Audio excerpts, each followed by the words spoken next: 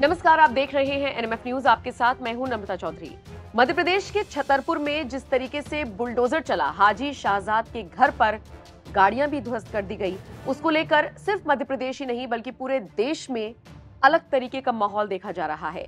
कुछ लोग हैं जो इसका समर्थन कर रहे हैं क्योंकि हाजी शाहजाद पर आरोप था कि उसकी वजह से भीड़ उग्र हुई, उसकी वजह से पुलिस वालों पर पथराव किया गया और उसके बाद मोहन यादव की पुलिस ने हाजी शाहजाद के खिलाफ ये बुलडोजर एक्शन लिया।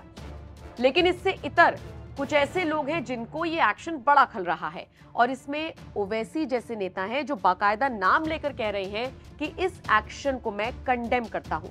हालांकि ओवैसी के बयान के बाद ही सोशल मीडिया पर लगातार उनकी क्लास लग रही है और ये पहली बार नहीं है जब ओवैसी ने बुलडोजर को लेकर या बुलडोजर एक्शन को लेकर बीजेपी शासित राज्य को घेरा हो या फिर ऐसे मुख्यमंत्री को घेरा हो।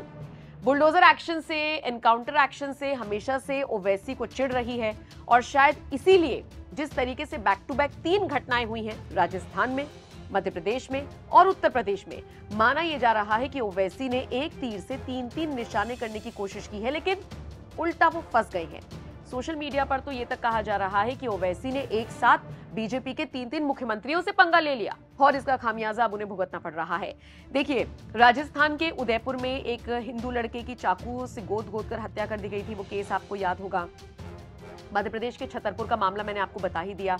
बाकी अगर आप उत्तर प्रदेश में आएंगे तो हाल फिलहाल का जो सबसे करंट टॉपिक है वो है अयोध्या में 12 साल की बच्ची से मोहित खान ने रेप किया और वो जेल में है, लेकिन उसके बावजूद उसकी जो अवैध संपत्ति है उस पर लगातार बुलडोजर चल रहा है। लेकिन इन सब के बीच छतरपुर मामले को लेकर जिस तरीके से ओवैसी ने निशाना साधा, उसको लेकर कहा जा रहा है कि वो कहीं ना कहीं बुलडोजर कहीं भी चले, वो इस एक्शन से नाराज है।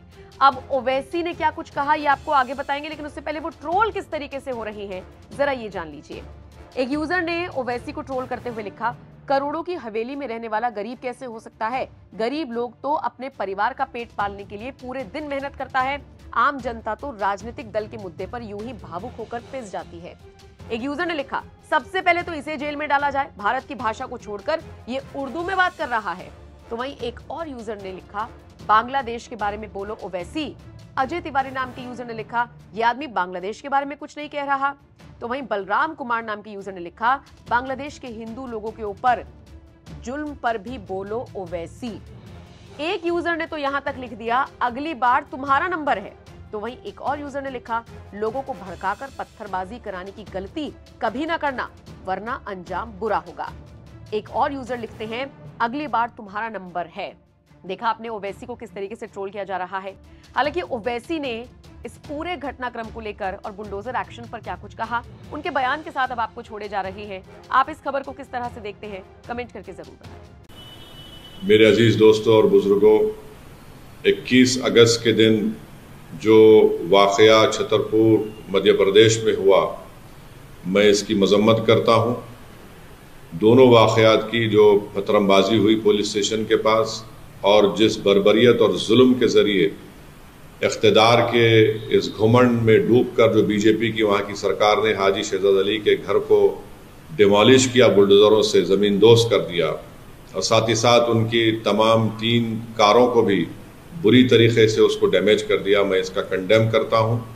मैं अभी हाजी शहजाद अली का एक वीडियो देखा हूँ जिसमें उन्होंने कहा कि उस दिन वो और वहाँ की जो जिम्मेदार तंजीम अंजुमन सदर, वहाँ के उलमा जाकर रिप्रेजेंटेशन किए।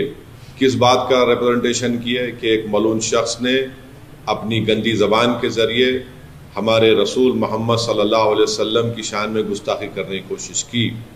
और जब वहाँ पर वो लोग रिप्रेजेंटेशन दे रहे थे, जिसमें additional SP, deputy collector, SDM साहब भी थे, तो पथरमबाजी शुरू हुई। डिप्टी कलेक्टर, एसडीएम साहब ने हाथ पकड़कर हाजी शहजाद अली अपनी वीडियो में कह रहे हैं कि उनसे कहा कि आप आकर जनता को समझाइए। उन्होंने समझाया, पथरमबाजी उन पर भी हुई।